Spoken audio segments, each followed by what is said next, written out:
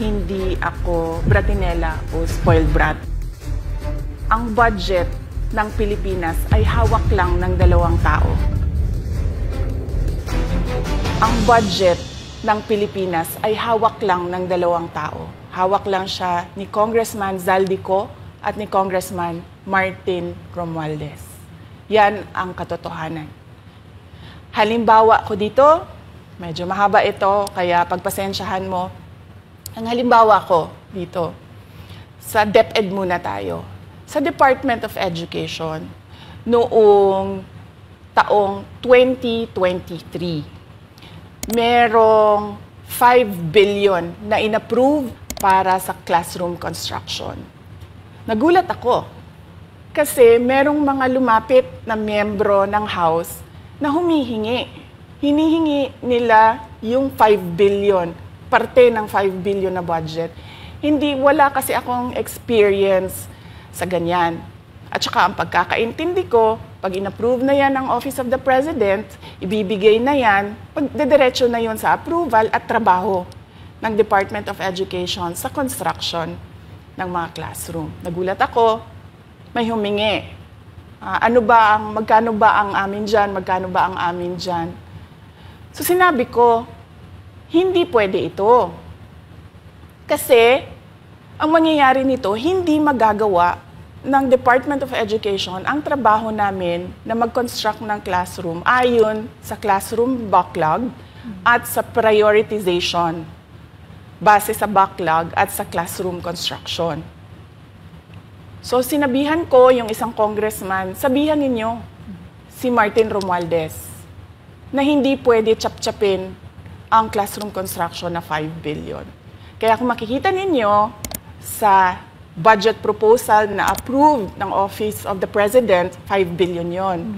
Pero nung lumabas yung GAA o yung budget approved noong 2023, naging 15 billion siya. Dahil hindi nga ako pumayag na kunin yung 5 billion, dinagdagan nila ng 10 billion yung classroom construction ng Department of Education. Yung 10 billion na yon hindi kontrolado ng Department of Education.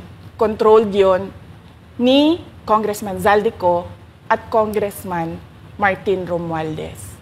Hindi ko na kailangan ng corroborative witness dito dahil makikita nyo yon sa papel. Makikita ng taong bayan yon sa papel. NEP, 5 billion, lumabas ang budget approved, 15 billion. So maiintindihan niyo, 'di ba? Bakit pa tayo magbo-budget hearing para sa Office of the Vice President? 2 tao lang naman ang nasusunod sa budget ng bayan natin. Halimbawa, taong 2024. Kung makikita niyo, ang approved na budget ng Office of the President para sa classroom construction ay 19 billion. Noong lumabas na ang House version ng Appropriations Bill, ay naging 24 billion ito. So, approved 19 billion, paglabas sa House, naging 24 billion. At doon sa 24 billion na yon, kung hahanapin mo sa papel, kinuha nila ang 5 billion ng repairs ng classrooms at nilagay nila doon sa 19 billion para maging 24 billion siya. So ang naiwan sa repairs, sa kawawang mga classroom, ay 1 billion. Kaya, makikita nyo, sa papel, nandyan yan. Naging 24 billion. At hindi lang yan, dahil noong 2023 ay hindi ako pumayag na hindi masunod yung DepEd na rules sa paano mag-classroom construction based on need. Ang ginawa ngayong 2024, inattach nila ang listahan na kung saan gagawin ang mga classroom construction worth 17 billion. Makikita nyo yon sa papel. Pagdating namin sa Senate, nakita yun ng mga senador. Tinanong nila ang Department of Education, totoo ba o hindi totoo na galing sa inyo ang listahan ng 17 billion ng mga classroom construction? So sabi namin sa mga senador, hindi totoo. Hindi namin magagawa yung trabaho namin. Hindi natin masosolve ang classroom backlog kung ganito ang nangyayari. Pwede ba ninyo kaming tulungan? Yung mga senador naman, very helpful sila. Oo, tulungan namin kayo. Kaya nga kung makikita ninyo sa interpellation ng isang senador doon sa budget hearing sa Senate, tinanong niya diretso, galing ba sa DepEd ang listahan ng 17 billion? Galing ba sa DepEd ang listahan na inattach doon sa House version? Sinabi namin hindi. Hindi galing sa amin yan. On record yon. Makikita nyo sa mga videos, balikan nyo yung mga videos. Makikita nyo. Yes, my concern, Madam Chair, Mr. President, under the GAB, I observed that there was an increase in the budget for the construction of new classrooms from 19.6 billion to 24.6 billion. However, this is my concern, which you mentioned earlier, that the repairs and rehabilitation of classrooms was decreased from 6.5 billion to 1.5 billion. I also have information, Madam Chair, Mr. President, that 24.6 billion allocated under the GAB, but only 9.8 billion from the allocation is left to the discretion of DepEd. Kaya hindi ko na kailangan ng witness kasi makikita nyo sa papel. Tapos dumating ang BICAM, walang nangyari dahil ang nasusunod doon ay si Congressman Zaldico at si Congressman Martin Romualdez.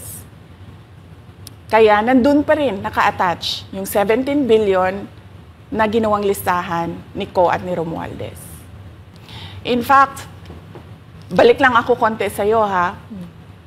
Kahit yung mga congressman, nakikita nila yung problema ng ginawa nila na pag-attach ng listahan sa budget. Kasi doon sa basic education hearing noong May 2024 ng House of Representatives, merong isang congressman nagreklamo, bakit ang tagal ng classroom construction? Bakit ang tagal? Eh sabi nung USEC ng DepEd, kasi may pabago-bago sa listahan ng DPWH dahil hindi kami ang gumawa ng listahan.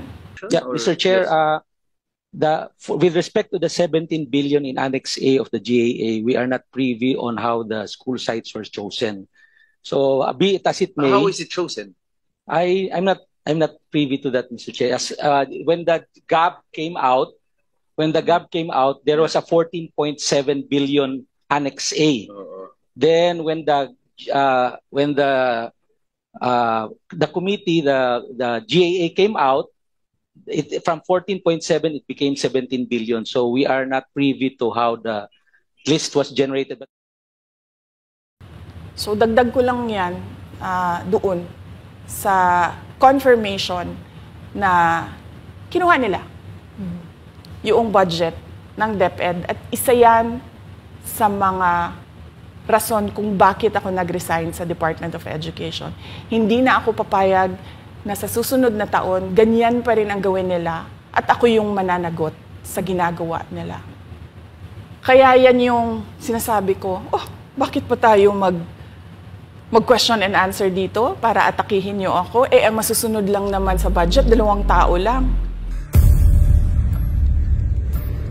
Makikita natin na let's stick to our plan, atakihin natin ito siya. Walang kinalaman sa kanyang Office of the Vice President 2025 budget proposal.